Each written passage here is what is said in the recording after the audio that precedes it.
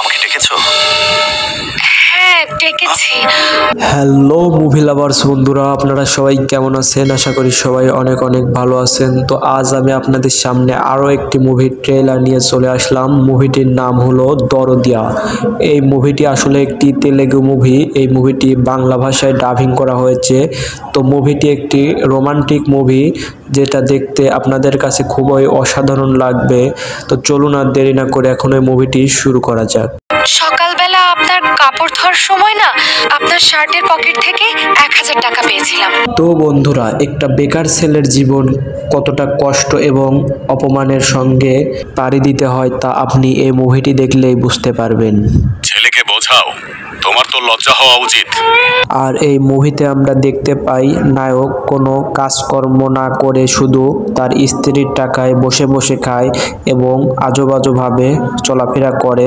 তাই তার পরিবার এবং তার মা বাবা তাকে কেউ সহ্য করতে পারে না। কি করে তুমি ঘরের খাবার, পড়ার কাপড়, এমনকি মদের টাকাও বউয়ের কাছ থেকে নিচ্ছ?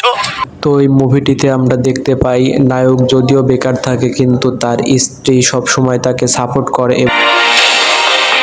এটা কখন করতে দেখলে? হয়তো ভুল করেছে, কোনো অপরাধ তো করেনি। তো বন্ধুরা, আমাদের প্রত্যেকের মধ্যেই কিন্তু কোনো না কোনো প্রতিভা লুকিয়ে আছে। আর এই মুভিটিতেও এমনটাই দেখানো হয়েছে যে ছেলেটা পরে একটি ক্রিকেট টুর্নামেন্টে অংশ নেয় এবং সে ভালো পারফরমেন্স করতে পারে। আর এই ক্রিকেটটাই হয়ে ওঠে তার জীবনের একমাত্র লক্ষ্য।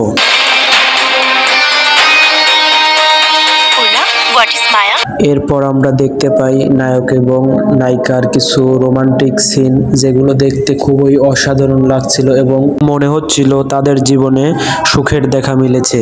আসলে এখানে ওয়াইফরা হাজবেন্ডদেরকে মায়া বলে ডাকে। তো বন্ধুরা, এরপরে আমরা দেখতে পাই নায়ক একটি ঝামেলায় পড়ে এবং তার একটি মিথ্যার আশ্রয় নিতে হয় এবং আপনারা বলতে পারেন এটা অভিনয় হতে পারে। কন্ডম লাগবে? এই বয়সে তুমি কন্ডম দিয়ে কি করবা? তো এরপর যা হতে চলেছে তা কিন্তু সম্পূর্ণটাই অবাস্তব এবং এটি শুধু একটি ট্র্যাপ থেকে বের হওয়ার জন্য করা হয়েছে।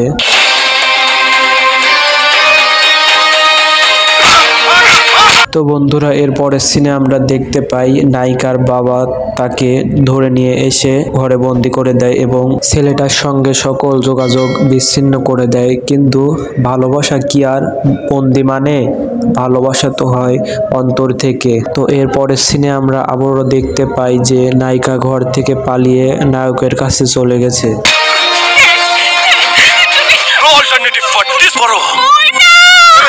তো বন্ধুরা, এরপর আমরা দেখতে পাই নায়ক ক্রিকেট খেলার জন্য সম্পূর্ণভাবে প্রস্তুতি নিচ্ছে এবং একটি বেকার জীবন থেকে বেরিয়ে এসে জীবনে সফলতা অর্জন করার চেষ্টা করছে।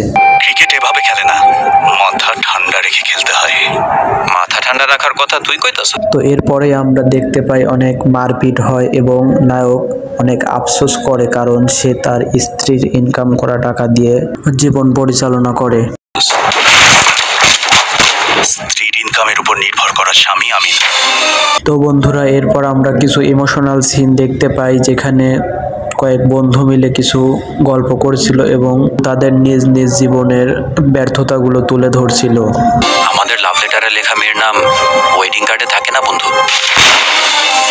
তো বন্ধুরা, একটা বেকার ছেলের জীবনে কতটা কষ্ট সহ্য করতে হয় এবং এই বেকারত্ব থেকে বের হয়ে আসার জন্য কতটা পরিশ্রম এবং কষ্ট সহ্য করতে হয় তা আপনারা নিশ্চয় জানেন। আর একটা বেকার ছেলেকে কখনোই সমাজ ভালো চোখে দেখে না, সবাই নিন্দা করে, সবাই অবহেলা করে এবং তাকে দূরে ঠেলে দেয়। তুই ওর চোখে রাগ দেখেছিস, আর আমি দেখেছি ওর মনের যন্ত্রণা। ওর কষ্টের চেহারা দেখার মজাই আলাদা।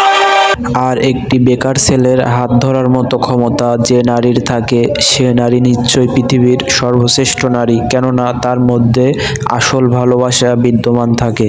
আর বন্ধুরা, আমাদের জীবনেও কিন্তু অনেক খারাপ সময় আসবে এবং ভালো সময় আসবে, কিন্তু খারাপ সময়গুলোকে মনে করে পিছিয়ে পড়লে চলবে না। জীবনকে সামনের দিকে এগিয়ে নিতে কঠোর পরিশ্রম করতে হবে এবং সফলতাকে ছিনিয়ে আনতে হবে। আর আপনার জীবনেও যদি এমন একজন মায়াবতী থাকে যিনি আপনাকে শূন্য পকেটে ভালোবেসেছিল এবং এখনো আপনার সঙ্গে আছে, তাহলে অবশ্যই কমেন্ট বক্সে তার নামটি লিখে যাবেন। আপনি আপনি ভাবছেন মদ ছেড়ে দিলে ওনার জন্য ভালো হবে?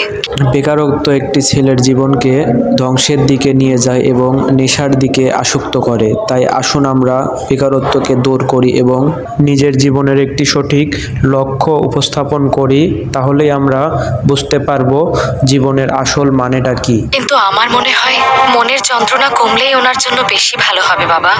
তো বন্ধুরা, আজকের ভিডিওটি এ পর্যন্তই। ভিডিওটি ভালো লাগলে অবশ্যই ভিডিওতে একটি লাইক দিয়ে ভিডিওটি কেমন লাগলো তো অবশ্যই আমাদেরকে কমেন্টের মাধ্যমে জানিয়ে দিবেন এবং এই ভিডিওটি আপনার বন্ধুদের মাঝে শেয়ার করে দিবেন এবং আমার চ্যানেলে যদি নতুন হয়ে থাকেন অবশ্যই চ্যানেলটি সাবস্ক্রাইব করে রাখবেন। মীরার